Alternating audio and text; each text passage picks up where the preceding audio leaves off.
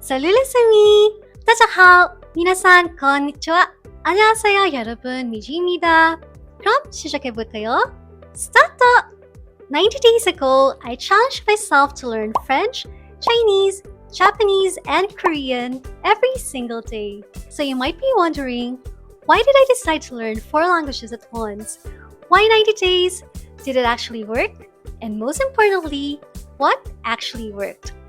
Before we start, just a quick disclaimer. Learning 4 languages at once isn't for everyone, and this video isn't meant to convince you to do the same. I'm simply sharing what worked for me so you can decide if any of these ideas might work for you too.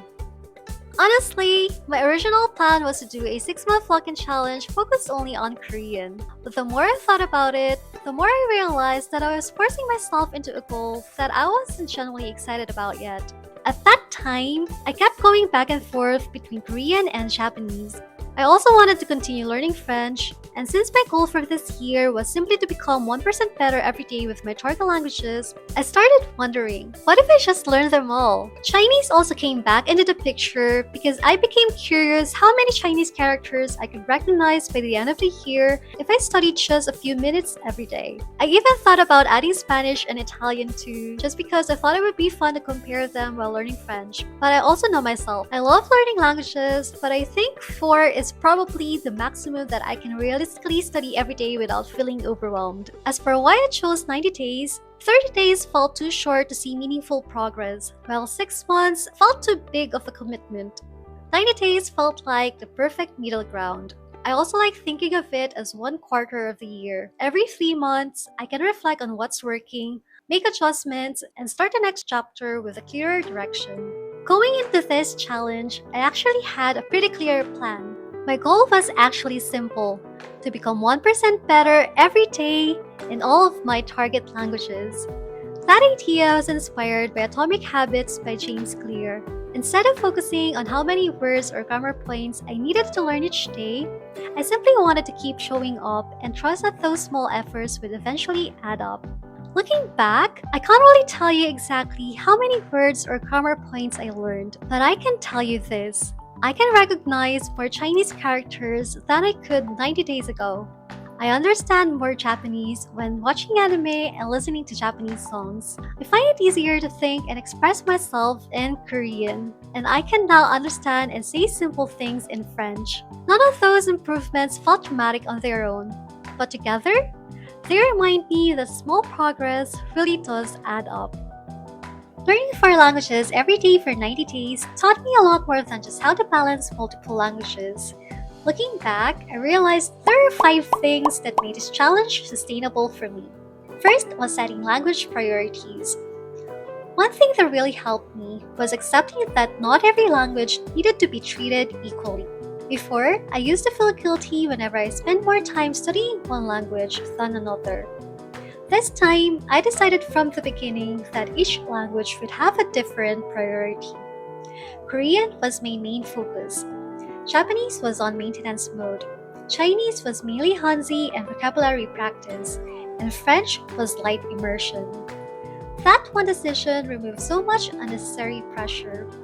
Instead of trying to make equal progress in every language, I focused on making meaningful progress based on each language's purpose. Next was building a system I could actually stick to. Once I knew my priorities, it became much easier to build a system around them. One thing I've learned over the years is that the best study plan isn't the most detailed one. It's the one you can still follow on your busiest and lowest energy days. That's why most of my tasks only took around 5 to 10 minutes. Not because 5 minutes is enough to become fluent, but because 5 minutes is enough to keep showing up. I've tried creating detailed study timetables before, but they never match real life. Some days I had work, some days I spent hours editing videos, some days I was simply too tired. Instead of following a strict schedule, I focused on completing a simple daily checklist. That small shift made all the difference. Another thing was making language learning part of my daily life. Instead of asking myself, when should I study? I started asking, what am I already doing that I can do in another language? My day usually started with reading Bible verses in Korean and French. Breakfast became easy French time. Lunch often became Korean immersion. Dinner with my husband became Japanese practice through anime. Editing videos and doing household chores became opportunities to listen to Korean and Japanese music. And I usually ended the day with a quick close master session for Chinese, and later, Korean too. I wasn't trying to fit my life around language learning. I was fitting language learning into my life. Next one was tracking my progress. Even with a good system, consistency isn't always easy. One thing that really helped me going was having a simple study tracker.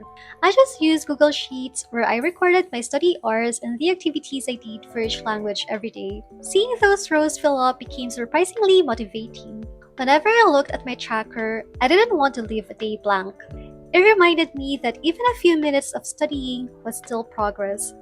And over 90 days, those small efforts slowly turned into a habit. And finally, staying flexible. The last thing that really worked for me was giving myself permission to change my approach. For example, my original goal for Korean was daily journaling. I stayed consistent for about the first month, and I do think that journaling is a great way to practice writing. Then my focus changed. I started practicing Korean touch typing until I reached over 100 characters per minute. After that, I found myself wanting to immerse in Korean more than anything else. So instead of forcing myself to keep journaling just because it was in my original plan, I followed what I genuinely enjoyed. I started watching more Korean content, replaying lines that caught my attention, and naturally picking up words and expressions along the way.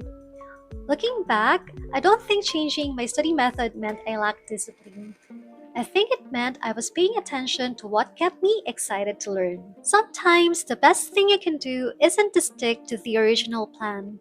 It's to adjust your system so you'll actually keep going. Before this challenge, I wasn't ready to commit to 6 months of focusing on Korean. That's actually one of the reasons why this challenge became 4 languages instead of 1. But somewhere along the way, something changed. I realized that while I still love learning multiple languages, what I really want now is to experience becoming fluent in another language. For the season of my life, that language is Korean. So for the next 6 months, I'm finally going to do that Korean lock-in challenge I originally planned. I don't know if I'll always feel this way about Korean, but for now, I'm really excited to finally lock in and see where this journey takes me. If there's one thing that this challenge taught me, it's this. The best study plan isn't the most perfect one. It's the one you can actually stick to. Because at the end of the day, language learning isn't about having the perfect schedule. It's about building a system that fits your life, keeps you consistent, and makes you want to come back tomorrow. That's what actually worked for me. To everyone who watched my study vlogs, left encouraging comments, or simply followed along throughout these 90 days, thank you so much. Whether you've been here since day 1 or this is the very first video you've watched on my channel, I really appreciate you spending your time with me. Here's to learning, growing, and becoming 1% better every day. 거기까지見てくれてありがとう. 그럼 다음에 또 봐. 아비안토. 쯔이짠. 마테네. 안녕.